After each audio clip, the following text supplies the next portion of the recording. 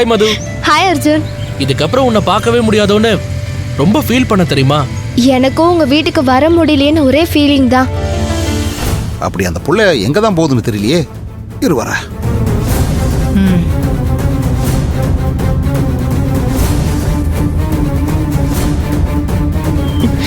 சரி சரி, இத பத்தி நம்ம இப்ப பேச வேண்டாம், அப்புறமா பேசிக்கலாம். முதல்ல வீட்டுக்கு போலாம். சரி, பைக்ல ஏறு.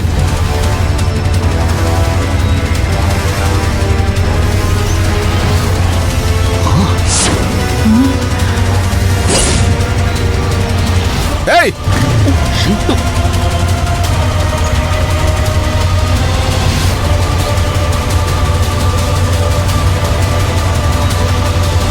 ஏய், இப்ப இவன் கூட எங்கடி கிளம்பிட்ட? அர்ஜுனோட வீட்டுக்கு போறேன். ஆமா. என்னது, இவனோட வீட்டுக்கு போறியா? இவன் தங்கச்சி தான் ஸ்கூல்ல இருப்பாளே, அவ இல்லாத நேரத்துல நீ எதுக்கு அங்க போற? இப்ப ஸ்கூல் முடியற நேரம் தான். இப்ப நாங்க வீட்டுக்கு போறதுக்குள்ள அவளும் வந்துருவா. ரகு, எனக்கு என்னமோ மது வீட்ல பிரச்சனை பண்ணுவாளோன்னு தோணுது. கொஞ்சம் சீக்கிரம் போங்களேன். என்னது, வீட்டுக்கு போறதுக்குள்ள அவளும் வந்துருவாளா? இப்ப நீ யார கேட்டு அங்க போற? இவன் கூட போறதுக்கு தான். எங்க போறேன்னு உன் தாத்தா கேட்டதுக்கு பதில் கூட சொல்லாம விங்கு விங்குன்னு மினுக்கிட்டு வந்தியா? முதல்ல பைக்ல இருந்து கீழே இறங்குடி. இறங்குடி. இறங்குடா. விடுங்க பாட்டி. இறங்குன்னு சொல்றேன். விடுங்க பாட்டி. என்ன பண்றீங்க? இறங்கு. விடுங்க பாட்டி. இறங்கு. இறங்குடி. பாட்டி. பாட்டி, என்ன நீங்க கைய பிடிச்சு இழுக்கிறீங்க? கீழே விழுந்தா என்ன ஆகும்னு யோசிக்க மாட்டீங்களா? தம்பி, எங்க பேத்தி மேல எங்களுக்கு அக்கறை இருக்கு, நீ அமைதியா இரு.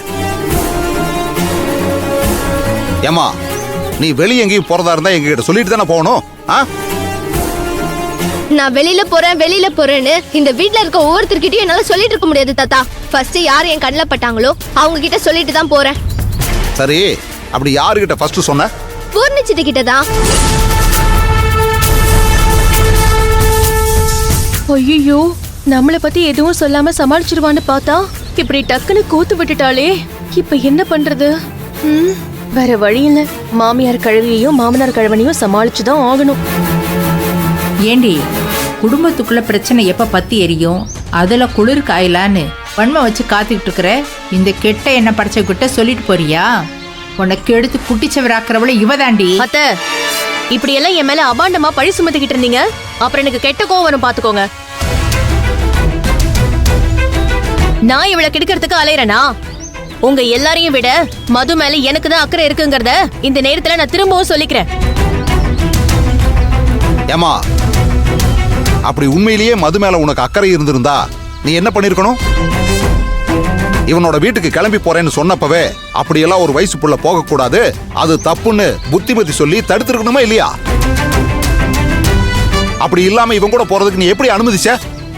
மாமா, ஏதோ ஒரு சின்ன தப்பு பண்ணி அதுக்காக இவள ஸ்கூல்ல இருந்து சஸ்பெண்ட் பண்ணிட்டாங்கன்னு வீட்ல இருக்கிற புள்ளைக்கு தண்டனை கொடுக்கறேங்கிற பேர்ல மதுவை வீட்டு வேலையெல்லாம் செய்ய வச்சு கொடுமைப்படுத்தினாங்க. அத நீங்களும் பாத்தீங்க தானே? ஐயோ, நம்மள இப்படி சித்திரவதை பண்ணி சாகடிக்கிறாங்களேன்னு மன உளைச்சலுக்கு ஆளாகி என்னால இந்த வீட்லயே இருக்க முடியல சித்தி. நான் என் ஃப்ரெண்டு வீட்டுக்கு போய் கொஞ்ச நேரம் ரிலாக்ஸ்டா பேசிட்டு வரேன்னு அழுதுகிட்டே கேட்டா.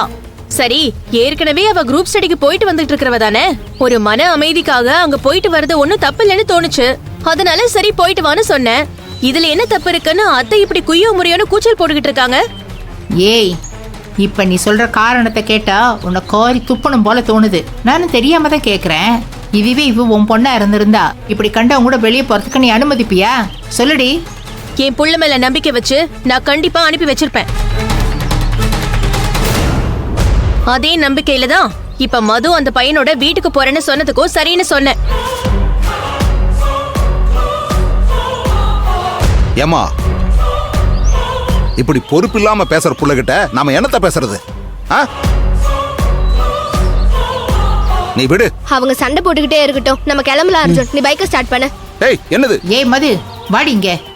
எவ்வளவு திமிரு இருந்தா மறுபடியும் அவங்க கூட பைக்ல ஏறி போவ? ஒழுங்க மரியாதை வீட்டுக்குள்ள போடி. போடி. முடியாது, நான் என் ஃப்ரெண்ட் வீட்டுக்கு போறதுன்னு முடிவு பண்ணிட்டேன். போயிட்டு தான் வருவேன். என்னை யாரும் தடுக்காதீங்க. ஏய், ஏய், ஏய்.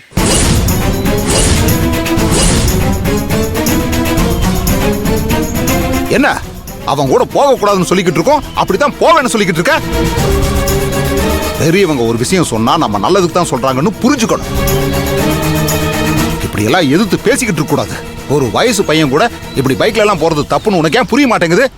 ஒரு பையன் கூட ஒரு பொண்ணு பைக்ல போனா அது தப்பான உறவா தான் இருக்கும்னு நினைக்கிறது உங்க தத்தி ஜெனரேஷனோட எண்ணம் தாத்தா.